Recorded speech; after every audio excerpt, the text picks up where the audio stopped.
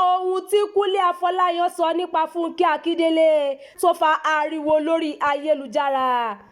Bó ti wù kájọ máa ṣiṣẹ́ kan náà tó, ìgbìyànjú ẹ̀dá lórí àtìlà lówó lọ́wọ́ yàtọ̀ síra wọn. Èyí ni ohun tó ń fa ariwo lórí ayélujára báyìí nípa ọ̀rọ̀ kan tí gbajúmọ̀ òṣèré Kúnlé Afọláyan sọ nípa òṣèré ẹgbẹ́ rẹ̀ Fúnkẹ́ Akíndélé àtàwọn onítíátà míì tí wọ́n máa ń gbé iṣẹ́ wọn lọ sí sinimá lórí ètò kan tó wáyé láìpẹ́ yìí tí wọ́n ń pè ní The Lagos Business of Film Summit ni wọ́n ti béèrè lọ́wọ́ Afọláyan pé kí ló dé tí kì í sábà gbé iṣẹ́ rẹ̀ lọ sí sinimá bí àwọn ẹgbẹ́ rẹ̀ yòókù. Nígbà náà ni òṣèré tí bàbá rẹ̀ Adelove náà jẹ́ gbajúgbajà òṣèré nígbà ayé rẹ̀ ṣàlàyé pé kì í ṣe pé òun kò nífẹ̀ẹ́ sí gbígbé iṣẹ́ òun lọ sí sinimá. Mo wà lára àwọn èèyàn tó kọ́kọ́ bẹ̀rẹ̀ sí ń gbé eré lọ sí sinimá, kódà ijó jíjó èmi ni mo bẹ̀rẹ̀ rẹ̀. Mo jó ní London gan-an, kì í ṣe nílé nìkan. Mo fẹ́ ṣe fíìmù kan tí ó bá lè fi dá mi lójú pé mi ò nílò láti jó kí n tó ta fíìmù náà. Ó yá, ó máa nira gan-an. Kúnlé Afọláyan tẹ̀síwájú pé òun kò fẹ́ dààmú ara òun. Ó ní ó yẹ kí àwọn ìlànà míì wà tí kò ní jẹ́ èyí tó fún èèyàn ní wàhálà bí èyí tí àwọn yóò ta fíìmù láì pàdánù gbogbo okun àti agbára lórí iṣẹ́ náà. Èmi ò mọ bí Fúnkẹ́ àti àwọn bẹ́ẹ̀ yẹn ṣe ń ṣe tí wọ́n ń gbé irú nǹkan báyìí jáde tí wọ́n ń ṣe ọjọ́ kan aṣọ kan lórí ìtàgé. Èmi ò lè ṣe o. Bẹ́ẹ̀ ni Kúnlé Afọláyan ṣe wí. Ó ní òun ní ìtàn nílé láti bí ọdún 4 tó sì wu òun láti gbé jáde ṣùgbọ́n ọ̀nà mìíràn ni òun wá fún un. Nínú fídíò míì níbi tí Kúnlé Afọláyan ti sọ̀rọ̀ lórí ìfigagbága ló ti ṣàfikún ọ̀rọ̀ nípa gbígbé fíìmù náà lọ sí sinimá. Fídíò náà ṣàfihàn Afọláyan pẹ̀lú Ibrahim Chatta tóun náà jẹ́ gbajúmọ̀ òṣèré níbi tí Afọláyan ti ń sọ pé òun kò bá Chatta figagbága nítorí abúlé fíìmù tí òṣèré náà kọ sí ìlú Ọ̀yọ́. Ó ní àwọn kò kúkú jọ ṣe nǹkan náà papọ̀. Kúnlé Afọláyan sọ pé mi ò fẹ́ bílíọ̀nù 2 náírà, mi ò tí ì fẹ́ bílíọ̀nù 1 náírà gan-an ní sinimá tí mi ò ní lè gba bílíọ̀nù 10. Ó tẹ̀síwájú pé iṣẹ́ tóun àti Chatta ń ṣe dá lórí gbígbé ohun tí àwọn ìrandíran ti ṣe kalẹ̀, kò ní nǹkan ṣe pẹ̀lú à ń figagbága.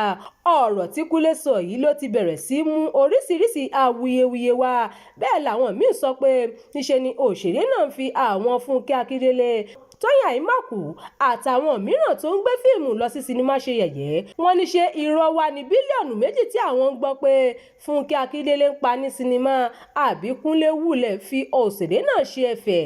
Bẹ́ẹ̀ ni àwọn mìíràn sọ pé òótọ́ ọ̀rọ̀ wà nínú ohun tí àgbòṣèré yìí sọ.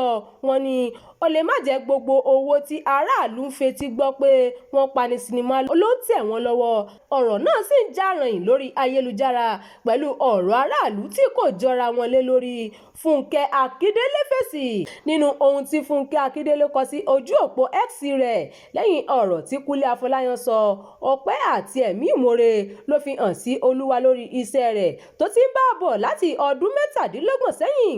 Lójú òpó náà ni Fúnkẹ́ ti fi ọpẹ́ fún Ọlọ́run fún agbára, ọgbọ́n, ìmọ̀ àti òye tó fi gbé fíìmù rẹ̀ tuntun tí wọ́n lò pa bílíọ̀nù náírà jáde. Òṣèré náà dúpẹ́ pé òun ní àǹfààní láti ṣàfihàn iṣẹ́ òun. Bẹ́ẹ̀ ló ní káwọn èèyàn tuntun jáde lọ sí sinimá láti wò ó sí i.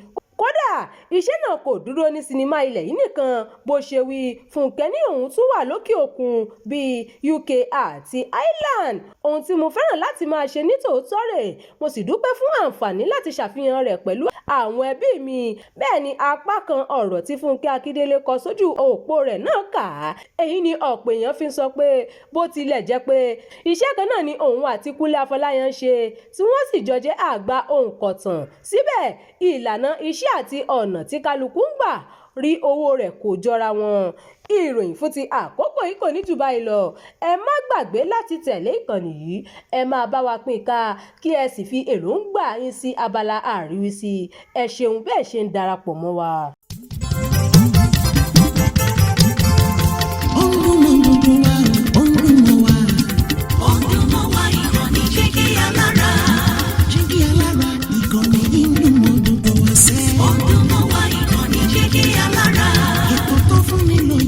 Ètò tó wà ní lọ́yẹ̀ wà ń bẹ̀. Ọdún mọ́ wa ìkànnì Jígí Alára.